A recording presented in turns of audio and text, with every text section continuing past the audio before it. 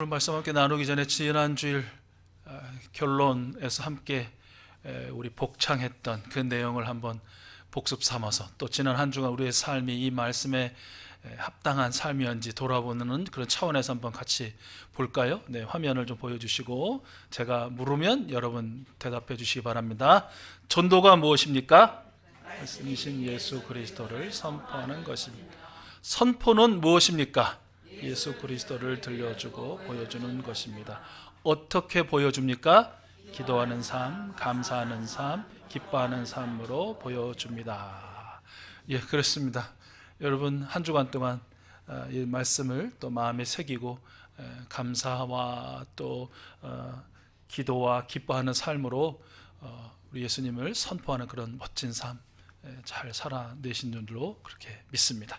자, 우리 지난주의 말씀에 좀 이어서 오늘 말씀을 좀 살펴볼 텐데요. 그러니까 나다나엘 입장에서 보면 친구 빌립이라는 이 존재가 지금 굉장히 심각한 위기에 빠졌다 또는 함정에 빠졌다라고 생각할 수 있을 것 같습니다. 얘가 지금 어디 가서 누군가를 만나고 나한테 돌아오긴 했는데 와서 한다는 말이 내가 메시아를 만났다, 내가 그리스도를 만났다, 막 흥분한 상태에서 얘기를 하는 거잖아요. 그런데 그 메시아라는 존재가 어디 태생이냐면 나사렛 태생이래요. 그리고 요셉이라는 사람의 아들이래요. 막 흥분해가지고 메시아를 만났다라고 말하는 그 빌립의 그 막 침을 튀기면서 하는 소리가 나다나엘은 너무 걱정되는 수밖에 없는 것이에요. 아, 큰일 났다, 큰일 났다. 얘가 지금 이단을 만났다, 사이비를 만났다, 자칭 메시아라고 부르는 아주 저열하고 간사한 인간을 만났구나라는 생각이 마음에 깊이 들었을 거예요. 왜 그래요? 예, 우리 화면을 보시고 미가서 5장 2절 말씀 같이 한번 읽어볼게요. 같이 읽어보겠습니다. 시작. 그러나 너 베들레헴 에브라다야, 너는 유다의 여러 족속 가운데서 작은 족속이지만 이스라엘을 다스릴 자가 내게로 나올 것이다. 그의 기호는 아득한 옛날 태초에까지 거슬러 올라간다. 아멘. 자, 그러면 이 당시에 모든 이스라엘 사람들, 유대인들이 기도하고 또한 기다리고 갈망했던 그 메시아라는 어디 출신이어야 되는 거예요? 어디 태생이어야 되는 거예요? 베들레헴이에요. 그런데 뚱딴지같이 내 친구가, 내가 너무 사랑하고 내가 신뢰하고 내가 좋아하는 그 친구가 메시아를 만났다고 달려와서 나한테 얘기하는데 그 메시아는 나사렛 출신이래요. 그러니 이 말씀을 부여잡고 메시아를 기다렸던 그 나다나엘 입장에서 보면 이게 지금 얼마나 이게 심각한 상황인 거예요. 어떤 생각이 들었겠어요? 어떻게 해서든지 이 친구 빌립이 이 잘못된 상황에서 얼른 빠져나오도록 이 자칭 메시아라고 부르는 그 이단 사이비에게서 얼른 그를 탈출시켜야 되겠다는 그런 마음이 들지 않았겠어요? 그래서 아마 빌립에게 여러 말을 했을 것 같아요. 야, 이놈아, 정신 차려라. 너도 메시아를 기다리고 나도 메시아를 기다리고 온 유다가 메시아를 기다리지만 너도 잘 알고 나도 잘 알고 있는 이 예언자 미가서 말씀에 의하면 우리를 다스릴 참 왕이신 참된 그 메시아, 창조 때로부터 이미 예비되신 오시리라고 약속하신 그 메시아는 어디 출신이어야 되냐 하면서 아마 그 말씀의 두루마기를 이렇게 들이대지 않았을까 싶어요. 자, 그럴 때 그 빌립 입장에서 한번 생각해 보시죠. 자기는 분명히 지금 예수님 만났어요.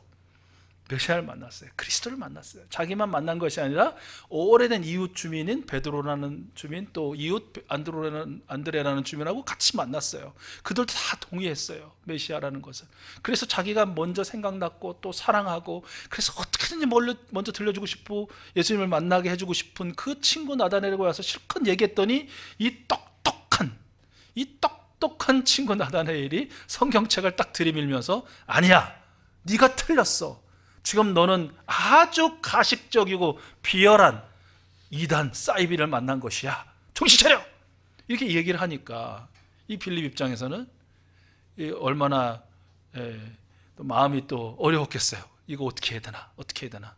근데 여러분, 우리가 오늘 말씀을 읽으셨지만 빌립은요, 그런 나다나엘의 어떤 마음을 또 알았을 것 같아요. 그죠?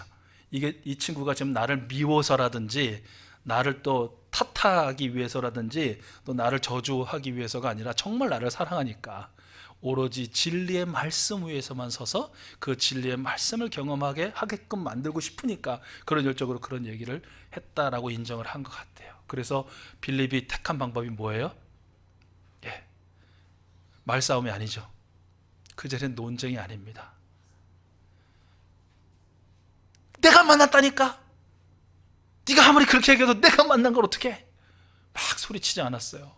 친구를 나무라지 않았어요. 어떤 편을 선택했죠? 예, 말씀에는 이게 생략되어 있지만 아마도 조용히 친구 나다나엘의 손을 잡았던 것 같아요. 그리고 그 나다나엘을 데리고 누구에게로? 예수님에게로 데리고 가는, 소위 인도하는 그런 빌립의 모습을 오늘 우리가 말씀을 통해서 볼 수 있어요. 이 장면을 한 2000년이 지난 오늘 이 시대에 한번 이렇게 적용해 보면 어떻습니까? 우리 주변에도, 특별히 우리 주변에 있는 많은 사람들이 그렇지만 우리가 VIP라고 부르면서 어떻게든지 사랑하고 또 좋아하고 아끼기 때문에 어떻게든 예수님을 좀 알고 예수님을 경험하고 그 예수님을 좀 나의 주 나의 하나님으로 모셔드리고 나와 함께 오늘의 천국을 살다가 영원한 천국에 함께 들어가고 싶은 그런 사람들이 있잖아요. 그래서 그 사람들에게 어떻게든지 내가 예수님을 전하려고 성경을 이야기하고 예수님의 말씀을 나눈단 말이죠. 그런데 여러분 경험하셨겠지만, 정말 뜨겁게 경험하셨겠지만 얼마나 그 사람들이 똑똑해요. 예수님을 안 믿는데도 성경 지식이 해박한 사람들 많습니다. 우리보다 더 잘 알아요. 그리고 어렸을 때는 또 한 번쯤 교회는 또 다 다녀봐서 어디서 주워 들은 건 있어가지고 그야말로 우리만큼이나 또 아는 사람도 있어요. 또 전혀 배경이 없고 또 경험이 없어서 정말 생판 모르는 사람도 있어요. 자 보세요. 안 믿어도 잘 알아. 또 조금 다녀도 우리만큼은 알아. 또 전혀 배경이 없어. 어떤 상황인지. 그런데 이 사람들에게 공통점이 있어요. 그건 뭐냐면 굉장히 기독교나 교회에 대해서, 교인들에 대해서 공격적인 논쟁을 즐겨 한다는 것이에요. 교회가 이래가지고, 교인들이 이래가지고, 너네 기독교가 이래가지고. 근데 여러분 들어보면 그 말이 틀려요, 맞아요? 네, 맞는 게 많아요. 다 100% 맞다고는 할 수 있지만 또 들어보면 또 그렇게 또 틀린 건 아니란 말이죠. 그것이 우리들의 실제 모습이기도 하고 또 우리가 경험하고 있는, 우리도 사실은 좀 마음 아파하고 있는 그런 현실이기 때문에 그 맞뜨기 이렇게 반박할 말이 없어요. 그런데 어때요? 근데 또 듣고만 있지 않잖아요. 또 열이 나지, 속이 부글부글. 왜요? 알면 너네가 얼마나 안다고. 진짜 우리 공동체 안에 들어와 봤어? 아니면 우리 속에, 우리 속마음에 들어와 봤어? 어떻게 그렇게 일부에 어떻게 보면 과대 표집되고 또 과대 이렇게 이 표상으로 나타나는 그 현실을 가지고 전체인 양 그렇게 말할 수 있느냐? 막 속에서 열이 받을 수도 있죠. 그래서 그건 아니고 저건 아니고 소위 이제 아니다 논쟁을 계속 하다 보면 그쪽은 그렇다, 여기는 우리는 아니다 하다 보면 결국에는 어떻게 되나요? 결국에는 두 가지 중에 하나죠. 그래 너 잘났다. 그래 그냥 네가 다 맞는 걸로 하고, 그래 내가 틀렸다, 우리가 틀렸다. 정말 하면서 그 자리를 이렇게 벌떡 일어난 경우가 있고요. 두 번째 경우는 그래 더 이상 얘기해봐야 괜히 너랑 나랑 관계만 더 나빠지겠다. 역시 만나서는 정치 얘기, 종교 얘기 하는 건 아니야. 그냥 내가 안 할게. 그냥 내가 다시는 이런 얘기 안 할 테니까 그냥 우리 그냥 좋은 관계 그냥 지내자. 뭐 이럴 수도 있을 것 같아요. 그러니까 싸우다가 열받아서 그냥 관계를 깨트리면서 뛰쳐나갈 수도 있을 것 같고, 관계가 아쉽고 또 좋게 유지되어야 후일을 도모할 수 있다고 또 생각이 돼서 그냥 내가 친 걸로 하자라고 그렇게 또 그의 또 손을 들어주는 그런 경우도 있는 것 같아요. 그런데 이런 두 가지 경우 말고 뭔가 바른 소리, 옳은 소리를 하는 것 같지만 그러나 절대 진리이신 예수 그리스도 편에서 보면 절대 진리일 수 없는, 진실일 수 없는, 그리고 말씀드린 것처럼 일부의 어떤 모양을, 모습을 전체인 양 그렇게 다 이야기하는 것이 잘못된 것이잖아요. 그럼 그거에 대해서 어떻게 할 수 있느냐라는 거 생각해 보면 저는 그런 상상을 해봤어요. 막 얘기를 하잖아요. 우리를 향해서 막 교회는 어떻고 뭐 너네는 어떻고 막 이러죠. 그럴 때 이렇게 한번 말해보면 어떨까? 맞아요. 당신 말이 맞아요. 그런데요. 그런데가 중요하죠. 그런데요. 그 사람의 눈을 똑바로 바라보시면서 나는 어때요? 나는 어떤가요? 이렇게 말입니다. 여러분 무슨 말씀인지 이해하셨죠? 교회가 그렇고 교회는 이렇고 기독교가 이렇고 그래 당신 말 맞아요. 그런데 그 교회 중에 하나인 나, 그 많은 교인 중에 한 명인 나는 어때요? 나는 어떤가요? 이렇게 좀 말할 수 있으면 어떨까? 이것이 오늘 막 열을 내면서 이 친구 빌립을 걱정하면서 너 지금 이단 사이비에 빠진 거야, 너 잘못된 거야, 이건 이렇고 저건 저렇고 막 하는 나다나엘의 손을 조용히 붙잡고 예수님께로 인도했던 그 빌립, 그 모습이 오늘날 교회를 향해서 또 우리 교계를 향해서 교인들을 향해서 엄청난 비난을 쏟아붓고 논쟁하기를 즐겨하는 그 사람들에게 예수님께로 인도하는 그런 모습, 그런 경우가 되지 않을까. 여러분 한번 같이 해보실래요? 당신 말이 맞아요. 그런데 나는 어때요? 나는 어떤가요? 둘 중에 하나겠죠. 너도 마찬가지야! 뭐 이런 이야기를 듣든지 할 말을 잃고 자신이 지금까지 막 비난하고 막 저주하고 했던 것이 부끄러워지는 그런 경우가 있겠죠. 바라고 소원하기는 우리 사랑하는 익수수 가족들 한 분 한 분, 정말 한 사람의 교회된 여러분들, 또 수천만을 헤아리고 수백만을 헤아리는 그 교인 중에 단 한 사람의 몫일 뿐이지만 여러분이 그런데요 나는 어때요? 이렇게 자신 있게 말할 수 있는, 뭔가 구별되고 다른 자기의 생각과 자기의 주장이 잘못되었다라는 것을 스스로 깨닫게 해줄 수 있는 그런 귀한 존재들이 되시기를 축복합니다. 그러기 위해서는 저절로 되는 거 아니잖아요, 그죠? 이미 그렇게 사시는 분도 계시지만 그렇게 살다 못 살았다 살다 왔다 갔다 하잖아요. 그래서 우리가 소위 믿음을 벼리는 거잖아요. 계속해서 칼을 가는 것처럼, 날카롭게 하는 것처럼. 무엇으로 우리는 신앙을, 우리의 믿음을 벼리나요?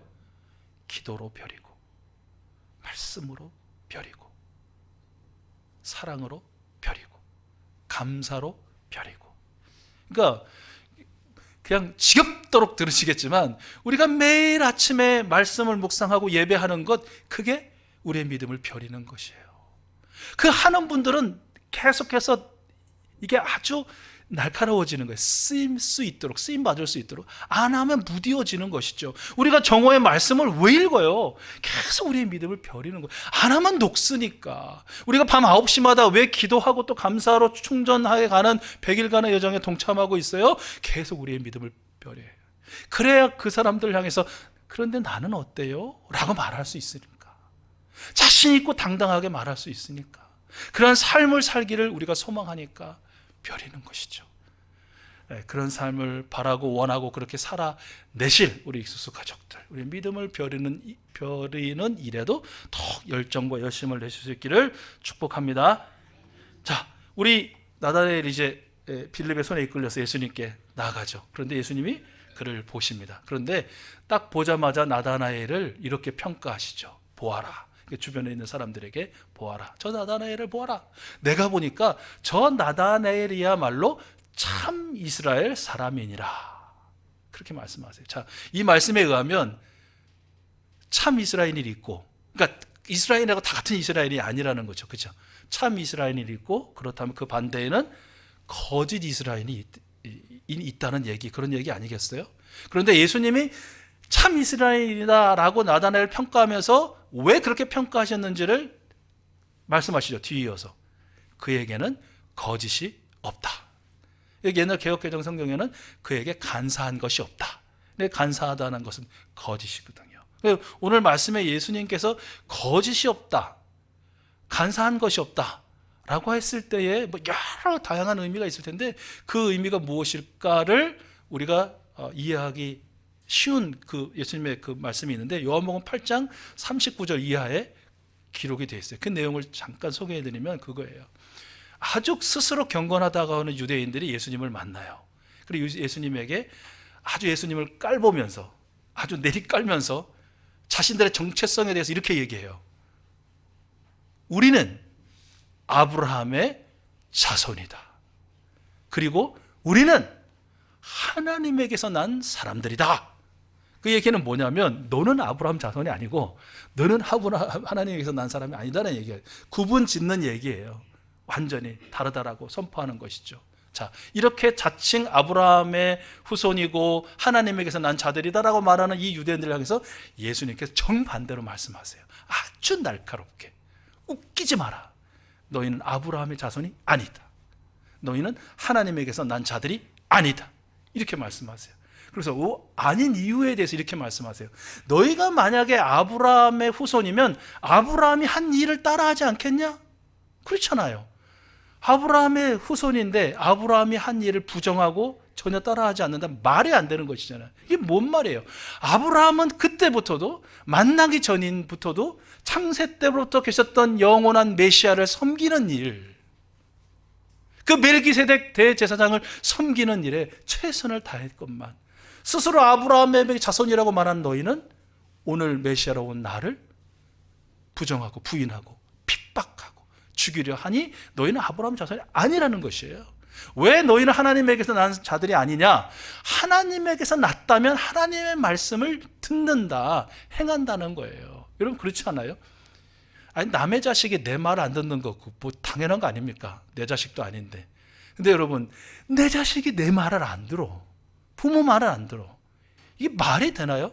뭐 물론 말이 안 되는 일이 세상에 뭐 많긴 하지만, 그러나 일반적으로 상식적으로 그렇잖아요. 하나님에게서 난 하나님의 아들, 딸이라면 하나님의 말을 들어야지. 말을 듣는다는 게 단순히 그 언어적으로 표현되는 거를 귀에 뭐 청각에 울림으로 듣는다는 거 아니잖아요. 행하는 것이잖아요. 듣고 행하는 거. 그런데 내가 보니 너희는 하나님에게서 났다고 하면서도 하나님의 말씀이 나를 안 듣는다는 거예요. 안 본다는 거예요. 이게 영접하지 않는다는 것이. 그러므로 너희는 하나님에게선 난 자가 아니다 라고 그렇게 말씀하세요. 이 말씀을 종합적으로 결론적으로 말씀해 주고 계신 게 8장 말씀이에요. 8장 47절. 우리 말씀 화면을 보시고 같이 한번 읽어봐요. 같이 읽겠습니다. 시작.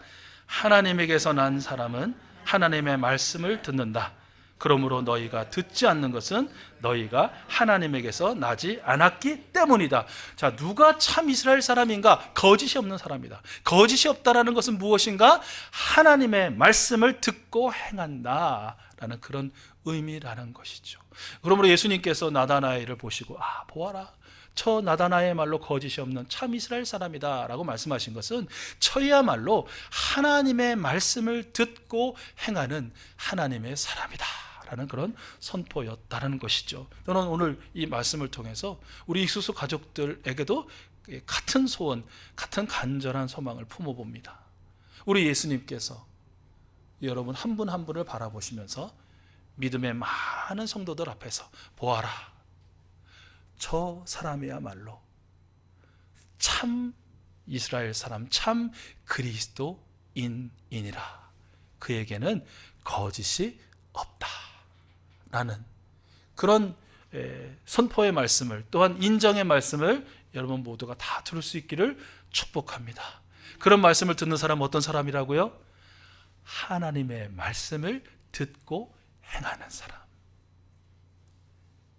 여러분, 우리 많이 얘기하지만 교회만 다닌다고 해가지고 주일 성수만 한다고 해가지고 헌금 꼬박꼬박 한다고 또 봉사 꼬박꼬박 한다고, 물론 그것도 하나님의 말씀에 순종하는 것이지만 그것만으로는 부족하다라는 것이에요. 우리가 매일매일 예배하고 매일매일 하나님을 경험하고 하나님께 봉헌하는 삶, 정말 우리의 삶을 거룩한 선제사로 드리는 삶을 살고 계시잖아요. 그러한 사람만이 참 그리스도인이라는 그런 인정을 우리 예수님께 받을 것이고, 또한 그런 삶을 사는 사람이야말로 세상을 향해서, 우리 VIP를 향해서 그런데 나는 어때요? 라고 이렇게 당당하고 자신 있게 물을 수 있는 그런 존재가 될 것입니다. 여러분 모두가 그런 분들 되실 수 있기를 축복합니다. 여러분, 예수님을 만난 나다나엘은 자신의 평가를 들었는지 안 들었는지 모르겠지만 일단 묻습니다. 예수님, 어떻게 저런 사람을 아셨습니까? 라고 이렇게 묻죠. 그때 예수님께서 말씀하시죠. 빌립이 너를 부르기 전에 나는 이미 네가 무화과 나무 아래에 있는 것을 보았다 라고 말씀하세요. 근데 사실은 무화과 나무 아래에 네가 있는 것을 내가 눈으로 봤어, 뭐 이런 뜻은 아니겠죠, 그렇죠? 아마 두 가지 뜻이 있을 것 같아요. 하나는 이 무화과 나무, 특별히 다른 데 있었을 때도 보셨을 만한데 왜 무화과 나무 아래에 있는 것을 보았다라고 말씀하실까라는 것이죠. 무화과 나무가 우리나라 남부지방에서도 이제 무화과 나무 막 심고, 그죠? 무화과 나무 열매 많이 이렇게 또 노상에서 팔기도 하고 또 이렇게 가공해서 팔기도 하더라고요. 무화과 나무는 뭐 어떤 데 보면 크면 한 3m, 또 어떤 자리에 보면 뭐 7m까지 큰다고 그래요. 그래서 이 무화과 나무는 성경 보시면 아시지만 항상 짝꿍이 있어요. 같이 나오는 나무가 있어요. 무슨 나무일까요? 포도나무요. 포도나무하고 무화과나무, 무화과나무, 포도나무. 그만큼 이스라엘을, 지금도 그렇지만 이스라엘을 저녁에 골고루 심겨져 있고, 또 이스라엘 사람들에게는 부요와 또 풍요로움을 상징하는, 또 삶에 함께 동반하는 그런 나무고 또 열매예요. 열매만 취하는 것이 아니라 그 무화과나무 그늘 아래에서 모여서 같이 또 쉬기도 하고 이야기도 나누고 또 여러 가지 이런저런 활동을 했다라는 것이, 특별히 이 무화과 나무가 첫 번째 성경에 등장하는 때가 있어요. 어느 때일까요? 무화과 나무가 성경에서 처음 나오는 때, 창세기 3장의 말씀이 나와요. 한번 여러분 화면을 보시고 같이 한번 읽어볼까요? 어느 때 무화과 나무가 처음 나오는지 시작.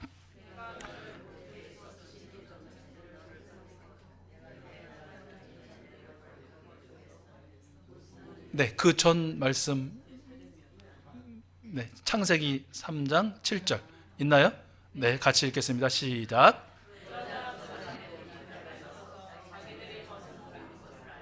무화과 나무 잎으로 치마를 엮어서 몸을 가렸다. 와, 놀랍게도 선악과를 먹고 난 다음에 눈이 밝아져가지고 자신들의 벗은 모습을 보게 된 거예요. 그래서 얼른 근처에 있는 어떤 나무 잎으로 치마를 만들어서 그 수치스러운 부분을 가렸다는 거예요. 근데 그게 무슨 나무라고요? 무화과 나무예요. 이런 이유 때문에 유대인들은 선악과가 무슨 나무일까? 무화과 나무였을 것이다 라고 그렇게 여기기도 한다. 왜냐하면 지금 벗은 게 보였는데 정신없이 무슨 나무를 찾았겠어요? 그냥 가까운. 근데 지금 이게 지금 선악과를 따먹은 다음 바로 이어진 일이니까 뭐 그렇게 여긴다. 우리가 확실치는 않아요. 또 뭐 선악과가 또 뭐 무화과 나무냐, 복숭아 나무냐, 사과 나무냐, 아무 의미 없는 이야기지만 아무튼 유대 전승에 하면 그렇다는 거예요. 이게 뭐냐면, 그렇기 때문에 스스로 경건하다고 생각했던 유대인들은 이 무화과 나무 아래에서 그렇게 자신들의 죄에 대해서 하나님께 회개하고 또 하나님께 용서를 구하고 하나님의 말씀을 읽고 연구하고 묵상하고 또 그 말씀을 어떻게 삶에 실천해낼 것인지를 애썼다라는 것이에요. 그러니까 예수님께서 나다나엘에서 내가 무화과 나무 있을 때 너 봤어 라는 그 얘기는 그만큼 거짓이 없이 하나님의 말씀을 듣고 실행하기에 힘썼던 그 나다나엘이 그날도, 어느 날인지 몰라도 그날도 여전히 하나님 앞에 죄를 자백하고 하나님의 말씀을 연구하고 묵상하고 그 말씀을 어떻게 살아낼 것인지에 대해서 애쓰고 있는 그 모습을 이미 보셨다 라는 그런 말씀이라는 것이죠. 그리고 그냥 눈으로 본 것, 그리고 나다나엘이라는 사람이 어떤 사람인지를 보셨다라는 그 말씀은 거기에서 그치지 않고 궁극적인 이 말씀으로 넘어가게 되죠. 예레미야를 하나님께서 부르시면서 들려주신 말씀, 여러분 아까 창세기 읽으려다가 먼저 읽었던 그 말씀, 예레미야서 1장 말씀 함께 1장 5절입니다. 같이 읽어보겠습니다. 시작. 내가 너를 모태에서 짓기도 전에 너를 선택하고 내가 태어나기도 전에 너를 거룩하게 구별해서 뭇 민족에게 보낼 예언자로 세웠다. 아멘이 무슨 말씀이에요? 똑같죠. 너 나다나엘이 모태에서 짓기도 전에 나는 너를 선택했고, 너 나다나엘이 태어나기도 전에 내가 너를 거룩하게 구별했고, 너가 사는 날 동안 내가 항상 너를 주목하여 봤고, 이제는 나를 위한 예언자로, 제자로, 복음 선포자로 내가 너를 보낼 것이니라. 이렇게 그에게 선포하시고 들려주시는 말씀이 무화과 나무 아래 있던 너를 보았다라는 이 말씀의 궁극적인 내용이 아닐까, 뜻이 아닐까라는 것이죠. 여러분, 예수님은 나다나엘을 알고 계셨어요? 태어나기 전부터 하셨어요. 그리고 그를 구별하셨어요. 그리고 그가 어떻게 살 건지에 대한 거룩한 계획도 가지고 계셨어요. 그리고 이제 하나님의 시간이 되어 그를 부르셨어요. 그리고 그는 앞으로 예수님의 제자로 예수님의 복음을 선포하는 거룩한 삶, 참으로 멋진 삶을 살게 될 것이에요. 이 말씀을 읽으면서 여러분 두 가지의 위로를 받는데, 한 가지는 먼저 바로 나 자신이에요. 여러분, 우리 자신. 여러분, 우리 주님이 여러분을 아십니다. 여러분을 알고 계십니다. 이 사실로 여러분 꼭 깊고 많은 위로를 받으시기 바라요. 주님이 여러분을 아셔요. 언제부터 아셨어요? 여러분을 짓기 전부터. 또 여러분 거룩하게 구별해서 이렇게 예수 그리스도를 영접하여 또 예수님과 함께 하늘나라를 오늘 살 수 있는 영원한 천국의 주인공 될 수 있는 은혜 베풀어 주셨어요. 많은 분들이 그렇게 얘기하고 여러분도 그렇게 얘기하지 않아요? 내가 정말 예수님을 믿게 된 게 이게 기적이 아닌가? 뭐가 기적인가? 그렇게 예수님을 부정하고 부인하고 믿지 않는 사람 천지인 이 세상에서 어떻게 나 같은 사람이, 우리 장로님도 기도하셨지만 어떻게 나 같은 존재가 그 하나님이신 예수님을 알게 됐고 믿게 됐고 그 예수님과 함께 오늘을 살게 되었는가? 그 감격이 있잖아요. 그 은혜가 있잖아요. 예수님이 여러분을 아셔요. 그냥 한순간 아시고 한 기간만큼만 아시는 게 아니라 전에도 아셨고요, 오늘도 알고 계시고 앞으로도 여러분 우리를 아시는 줄로 믿습니다. 예수님이 아신다는 것은 다른 거 없어요. 책임지신다는 거예요. 저와 여러분 우리를 책임지십니다. 우리 주님께서. 그러므로 위로를 받으시고 힘을 내세요. 두 번째 대상은 바로 우리 VIP예요. VIP. 우리 예수님이 우리 VIP도 알고 계시는 줄로 믿습니다. 나다나엘을 알고 계셨듯이 우리가 어떻게든지 예수님을 믿게 하고 알게 하고 경험하게 하고 싶은 그 사랑하는 사람을 우리 예수님이 알고 계셔요. 그러므로 예수님이 아시니까 너무 일찍 포기하지도 마시고, 너무 따지고만 든다고 쟤는 가망이 없다라고 그렇게 낙담하지도 마시고, 저게 정말 예수님을 믿으면 그게 정말 세상이 뒤집어지는 거지라고 생각될 정도로 가망 없어 보여도 내려놓지 마시고, 하나님의 시간에 하나님께서 반드시 그를 불러주실 줄로 믿고 나와 함께 천국에 이르도록 인도하여 주실 줄로 믿고 계속 기도하고 또 기도하고 축복하고 또 축복하고 그와 함께 살아갈 때 나는 어때? 그런데 나는 어때? 우리 목장은 어때? 우리 교회는 어때? 이렇게 당당하고 자신 있게 들려줄 수 있는, 그래서 그의 손을 잡고 조용히 예수님께로 인도할 수 있는 한 사람의 교회 된 우리 익수수 가족들, 우리 목장들, 또 우리 교회 공동체 되기를 우리 주님은 원하십니다. 이 주님의 원하심에 합당하게 살아가실 수 있는 우리 모든 익수수 가족들 되실 줄로 믿습니다.